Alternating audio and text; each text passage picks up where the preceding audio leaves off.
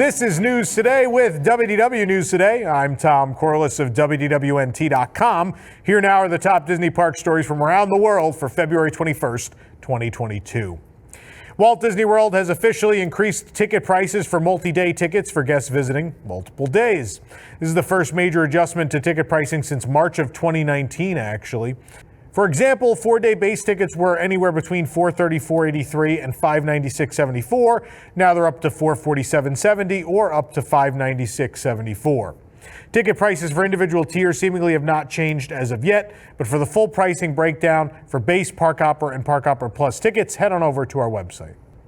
Marcus Gonzalez, the designer behind all of the Trader Sam's tiki mugs, both at Disneyland Resort and Walt Disney World, as well as other popcorn buckets, sippers, and barware, probably all of which are in my home, is leaving the Walt Disney Company after 32 years. Gonzalez announced it was his last day in the Trader Sam's mug trading Facebook group, writing, quote, "Hi folks, today is my last day with the Walt Disney Company. It's been a wonderful ride. For those of you that don't know, I've been with the company for 32 years and making popcorn buckets, sippers, mugs, glow, tiki mugs, and barware for like 20 plus years. I've enjoyed seeing everyone enjoy all the things I've designed and developed so much over the years, tiki mugs being some of my favorites." Gonzalez asked fans to share pictures of their favorite tiki mug, even if he didn't design them. It's very sweet. Some guests who have recently visited Walt Disney World are getting a survey asking them about the experience of the Disney Enchantment fireworks show at the Magic Kingdom that was introduced for the 50th anniversary. One question asked, quote, "How would you rate your overall experience with Disney Enchantment compared to your overall experience with Happily Ever After? Would you say Disney Enchantment was," and the options are better, about the same, and worse.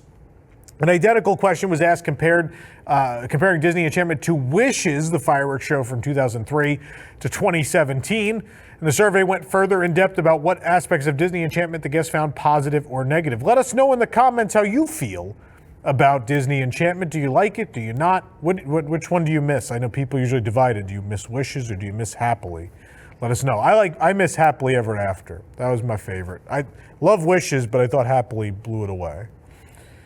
Big Thunder Mountain Railroad at Magic Kingdom was closed this week for a scheduled refurbishment, and it reopened to guests on February 19th on schedule. That's shocking. Something was on schedule.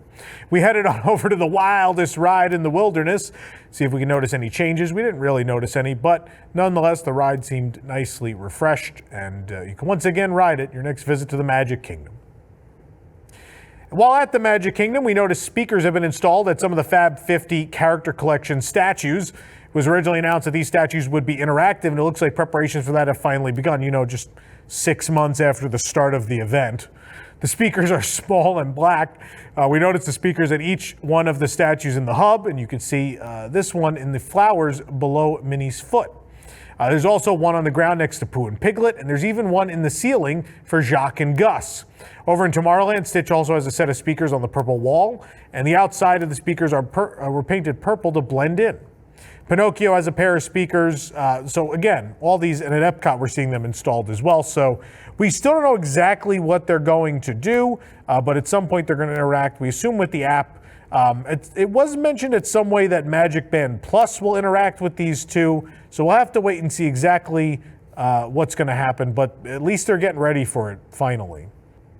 Celebrate 15 years of Meet the Robinsons with a new MagicBand in honor of the film's anniversary. The front of the box features Lewis against a blue and purple background with multicolored gears. The Meet the Robinsons logo is in red on the bottom, and art on the box's side shows the time machine taking flight over the futuristic city skyline. It reads 15th anniversary in red, and the inside of the box stars Bowler Hat Guy and the many Doris hats. The 15th anniversary logo is found here as well, and the MagicBand is blue with gray trim and a matching Mickey icon. Bowler Hat Guy is on the band. It's good. He's my favorite character from the movie, so that's great. Found it in the Emporium at the Magic Kingdom for $39.99. There were also 2 new open edition MagicBands inspired by Finding Nemo and Winnie the Pooh. The Finding Nemo MagicBand is light blue with a matching Mickey icon, and one end has coral, no, I'm not going to do it, and seaweed, and says, "Can you find Nemo?" Hidden Mickey can be found in the plants, and Nemo is hiding among the other plants at the other end of the band. The Pooh Bear MagicBand is mint green with a matching Mickey icon, and a jolly Winnie the Pooh sits with a pot of honey on one end, and honey is spelled out with a pot and B on the other end. We found it in the Emporium of the Magic Kingdom. These were $29.99 each. Cast members at Sunshine Tree Terrace at the Magic Kingdom tell us that the Citrus Swirl will be discontinued for at least the next 2 years. Maybe that's when Tron will open. That'll come back with the Citrus Swirl. They did not know what would replace the classic treat, but said it would most likely be a rotation of seasonal flavors. The Citrus Swirl has been completely removed from the menu board on display. The fan favorite treat was a swirl of frozen orange juice slushy and vanilla soft serve ice cream. Disney attempted to remove the Citrus Swirl 4 years ago, but its disappearance only lasted a week after guests demanded its return. It's been absent from Sunshine Tree Terrace for months, but cast members kept recommending to check back as it was supposed to come back, but now they've confirmed it won't be returning at least anytime soon. I know Sunshine Tree Terrace has done a lot of interesting specials. There was the I Lava You float and a bunch of things like that. So I guess they're going to keep doing those things. There's only so much room behind that counter for different machines. So I guess it is what it is. The newest addition to the Spaceship Earth apparel line is this new bucket hat. It's a classic bucket hat style, and it has the same colorful Spaceship Earth pattern as the rest of the merchandise line. On the inside of the hat is a black lining with the EPCOT logo in blue lettering. We found it at the Creation Shop for $29.99. For the first time in forever, Anna and Elsa are meeting again in the Royal Sommerhus at EPCOT. It's the first time it's been open since the start of the pandemic. The queue line is still wonderfully themed as you walk through. There are wood carvings of Anna and Elsa from when they were children, beautiful decor pieces like paintings, banners, and violins. My personal favorite is the nod to Maelstrom. It's a beautiful tapestry.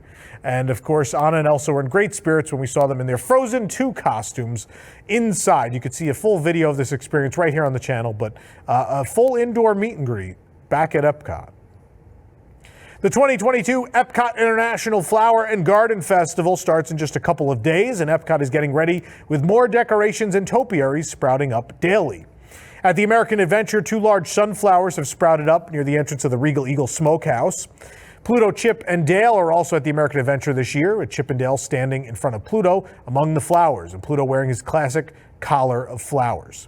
Over in the UK, Tinkerbell is fluttering in her new fairy house garden, and Tinkerbell stands on a rock in front of an array of florals and bushes. It's a gorgeous display with multiple fairy houses placed throughout. You've seen this in previous years. And Anna and Elsa have also returned to the Norway Pavilion. A lengthy survey distributed to guests with reservations aboard the Star Wars Galactic Starcruiser has asked a number of questions about the guest commitment to their Starcruiser reservation, including whether they will participate in the themed activities, whether they will wear costumes, and more as the immersive 2-night experience prepares to launch. The first question, multiple choice, asks why guests booked in the first place, giving reasons from being a fan of Star Wars to it's something new to do at Walt Disney World. I mean, same. Second, the survey asks about guests' commitment to their reservation and whether they're considering canceling their voyage. Reasons for why guests may not be committed are included, such as changes in mask policy, securing time off, monetary reasons, reviews, and others. It's worth noting, obviously, the mask mandate went away since that survey went out.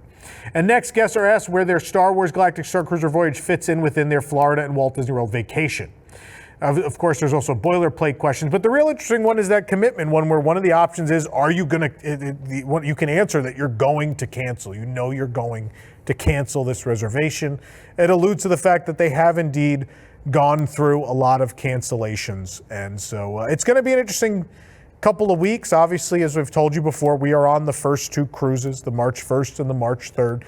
You're going to start seeing on Friday the embargo lift on media outlets that have been invited to enjoy the Starcruiser. It's worth noting they didn't pay to be there. And I don't know how you should feel about people giving you reviews of a multi-$1,000 experience that they have no skin in the game for. But I will tell you that we are paying just like every other guest. We will give you honestly and truly our experience aboard the Starcruiser, what we like and what we don't. We won't simplify it down to the fact of, oh, it was worth the money or oh, it wasn't. Really try to delve into each and every aspect of it and make sure you make the right decision for you if you are looking to book this in the future. But let's talk more. There's plenty more Starcruiser to talk about. The term Databand has been replaced with MagicBand on the Star Wars Galactic Starcruiser website as the grand opening approaches. The website previously referred to MagicBands as Databands to complete that immersion.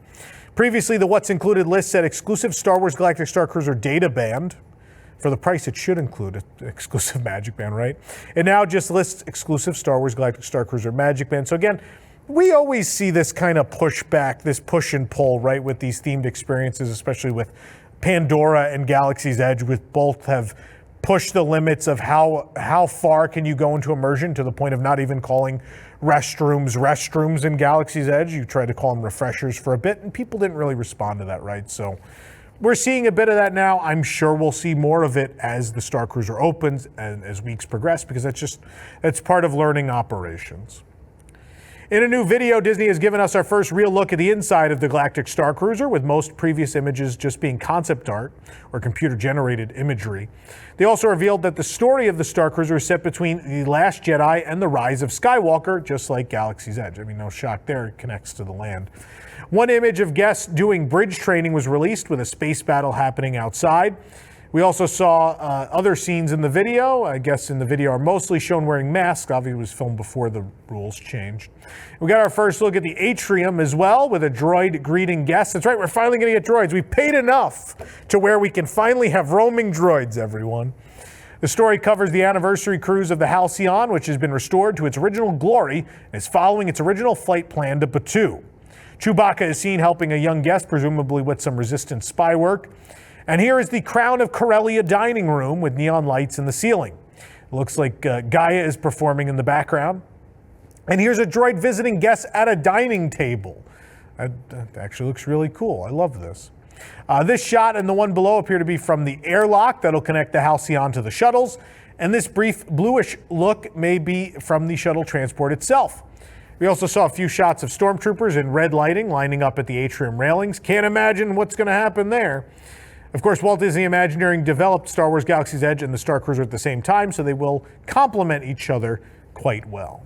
If you want to check out that full video, I suggest you do. It's on our website.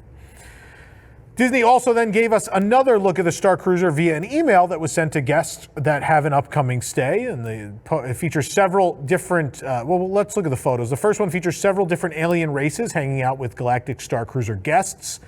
Then there's guests in the Crown of Corellia dining room. Guests look into space from their cabin in this shot. In another, we see a guest using a MagicBand to interact with the ship. So again, March 1st, quickly approaching. We'll have all the coverage you need. Stay tuned. The refurbishment of Expedition Everest at Animal Kingdom has been extended through April 30th, 2022. The Walt Disney World website still states the refurbishment will last through mid-April, although the calendar has it closed through at least April 22nd, which is the furthest the calendar is currently available. The internal Walt Disney World calendar reportedly lists the refurbishment as lasting through April 30th now, though. It's still possible the attraction could reopen earlier, but we will have to wait and see what happens. A new floral Minnie ear headband has sprouted up at Disney Springs. With its floral design, this headband is perfect for spring. The ears are made of green leaves and foliage, and the headband is light purple. The purple and lilac flowers line the top of the headband, replacing the classic bow. We found this pair at the World of Disney for $29.99.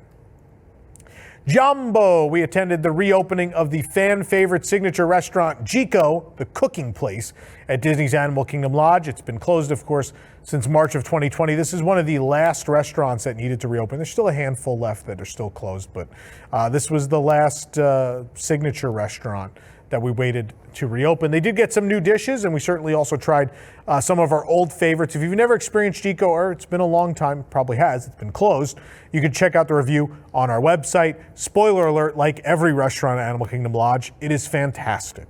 I think Boma, Sanaa, and Jiko, three of the best restaurants anywhere at Walt Disney World, at any Disney property in the world, actually. They're all really, really fantastic. Walt Disney Imagineering has finished installing a Rapunzel figure on the stern of the Disney Wish cruise ship. Walt Disney Imagineering shared photos and videos of Rapunzel on Instagram. Quote, recently our WDI team in Germany completed a very exciting milestone, the installation of Rapunzel onto the stern of the Disney Wish. The entire figure is over 30 feet wide, with Rapunzel herself being 9 feet tall, big enough to wear a U.S. women's size 22 shoe. It's a weird fact, but okay. After 2 years of design and fabrication work with a team spread across 3 different time zones, they are thrilled to see Rapunzel adorning the stern of the ship, where she and her sidekick Pascal will welcome our guests for many years to come. We can't wait for the world to see her. Of course, the Disney Wish was recently brought onto the water for the first time. It will set sail on its maiden voyage this July. So Stay tuned for that too. We're gonna be on all the cruises, the space cruises, the sea cruises, whatever cruises Disney can come up with. We'll be there.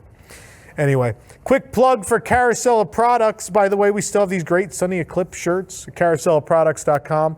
Performing daily at Cosmic Rays Starlight Cafe. And of course, can't forget about his backup singers.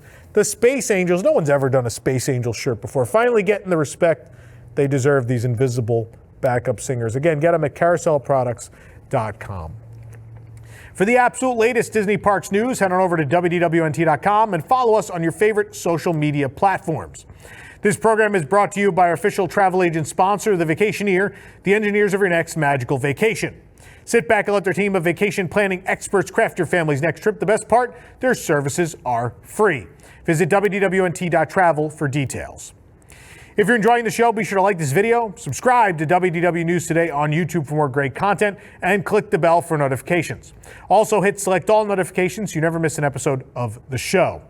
You can also support the entire team behind this show and others by joining the WDWNT Interglobe Society at patreon.com/WDWNT.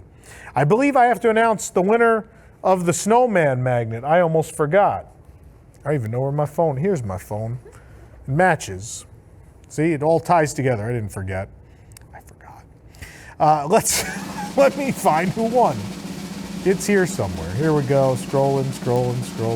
There it is. The winner of the snowman magnet, Stephen Woods. He wrote, I'm fairly jealous of the Paris 30th celebration. It looks like they're pulling out far more stops than they did for the 50th at Disney World. I was at WW in November. Wish we had a decent fireworks show and drones, let alone all the awesome looking glass stuff. Don't get me wrong though. I'd still be very happy having a snowman magnet on my fridge to look at. The holiday fireworks show was awesome. Well, you will have a snowman magnet to look at on your fridge. Just email Eric M. at WDWNT.com to claim it. There you go. For the worldwide leader in Disney Parks news, this is Tom Corless saying enjoy the rest of your today and have a great, big, beautiful tomorrow. Welcome to News Today with Universal Parks News Today. I'm Tom Corless. Here now in the news.